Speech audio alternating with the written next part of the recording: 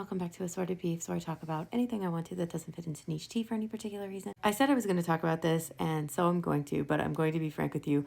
The whole thing kind of just sucks. Talking about Eurovision 2024. I say it sucks because the overwhelming majority of any trauma which happened at Eurovision this year is directly tied to the Israeli invasion of Gaza, which has been going on for the past 8 months at this point. So a warning, that's entirely what this is about. I'm not going to give extensive background on what's been going on. There are plenty of resources around. Please go look into it if you aren't familiar. As of early May, Hamas reportedly still holds roughly 100 hostages from the initial attack on Israel on October 7th of 2023. Including that initial attack through now, roughly 1,400 Israelis have been killed. And in that same time frame, roughly 35,000 Palestinians have been killed and over 1.7 million have been displaced in Gaza. Most recently, Hamas has accepted a ceasefire proposal put together by mediators, which does include the United States. However, Israel declined the proposal and claimed that it was set up in such a way that they could never accept, and thus it was set up to make them look bad, and are continuing with their ground assault into Rafah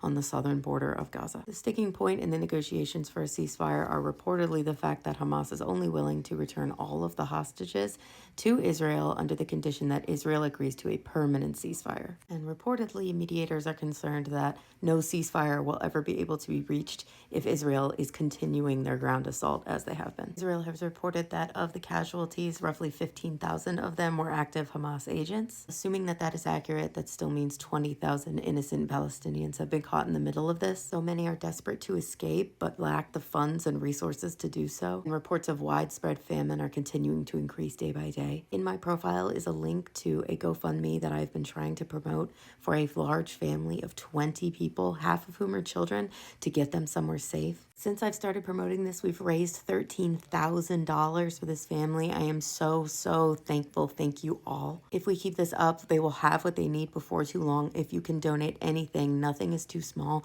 I would hugely appreciate it. Every extra day can mean life or death for these families, so thank you so much if you are able to contribute anything, and if not, I understand completely. I know not everyone can. If you would consider boosting, I would hugely appreciate it. So, Eurovision. I'm going to try and talk about this a little bit more lightly if I can. Eurovision is a song competition. Think of it as the Olympics, but for singing. The competition is open to any country which is part of the EBU, the European Broadcasting Union. As you would expect, traditionally this was only European countries. However, as years have passed, multiple other countries have joined the EBU, so it's a lot broader than just Europe. So for example, Australia was invited to participate, and obviously they are not in Europe. I think technically the US could participate if we really wanted to, like they probably let us do it, but I just don't think we have any interest, and music styles don't really align. But one other country that has historically participated has been Israel. But Israel is facing more backlash globally over the conflict in Gaza than it ever has historically. And this extended very heavily into Eurovision in a way it never really has before. There's a ton going on here, and I really can't cover all of it. And I don't want to because, again, it sucks. But it does seem that Israel has a very vested interest in participating in Eurovision every year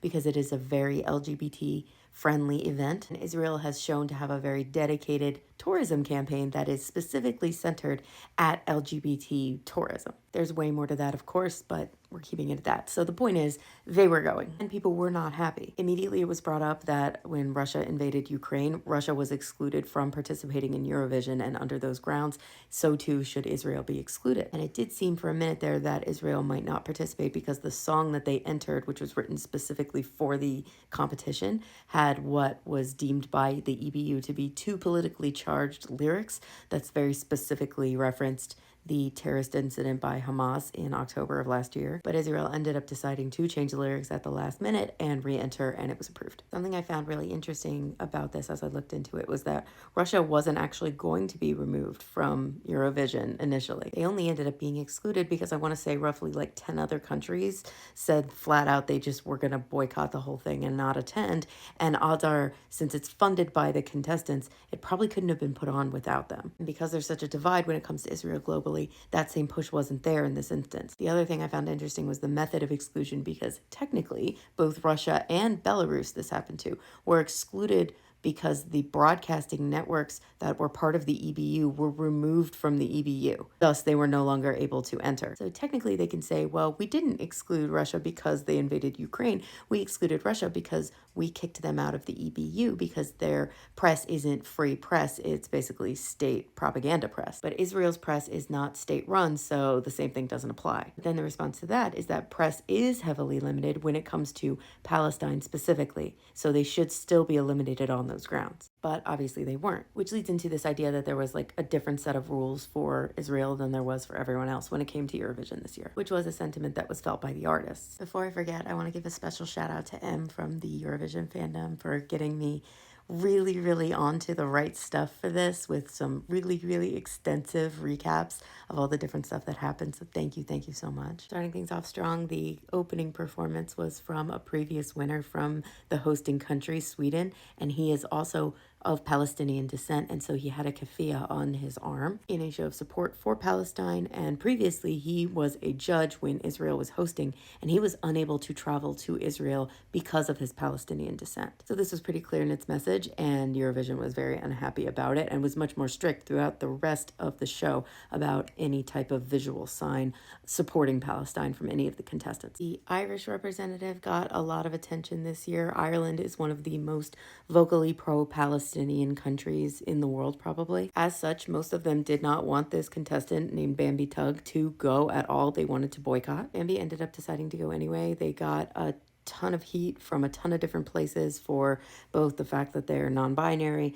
they are a practicing witch, and then plus being pro-Palestine. Bambi did at one point try to perform with pro-Palestinian script written on their face, but this was caught and they were forced to change it. Bambi's also where you might have heard that like Satan's here, because of, again, the witch thing. Probably the biggest story was surrounding the Netherlands contestant named Joost Klein. Joost entered with a song called Europapa, which was dedicated to his parents who both died very close together when he was a child. It was a very heartwarming sentiment. The song is very catchy and fun to listen to, and he's a really fun performer. So even though he wasn't initially predicted to be highly ranked, he gained a lot of favor throughout. But then in the middle of the competition, he suddenly disappeared like right before one of the performances, and people couldn't figure out what happened, and it turned out he had been disqualified and sent home. The EBU claimed he was threatening to a female member of staff backstage, and they have a zero tolerance policy for that. Afterwards, the Netherlands broadcasting company that's part of the EBU put out a statement basically saying that Joost made it very clear that he didn't want to be filmed backstage or by anyone at all. And so when he went backstage at one point, he saw a female member of staff filming him, and he kind of like went like at her or something like to make her stop, but he never physically touched her or anything along those lines.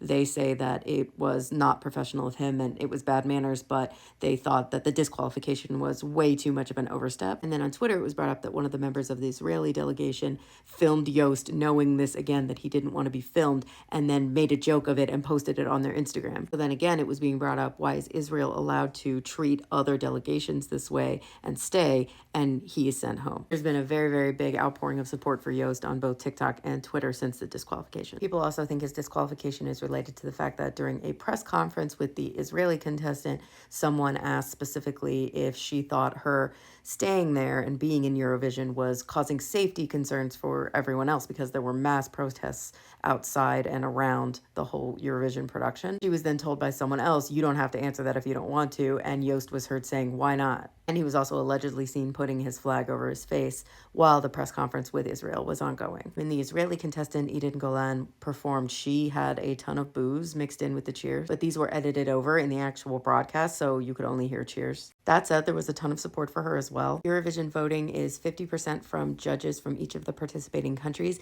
and 50% popular vote across the world, basically. Eden didn't get as good of a judge's score, which Israelis claim is because people just hate them and it was politically motivated. But she did do very well from a popular vote standpoint, coming in at number 2, taking 5th place overall. The winner was the Switzerland contestant named Nemo, who became the first non-binary person to win. Some people were very angry about that.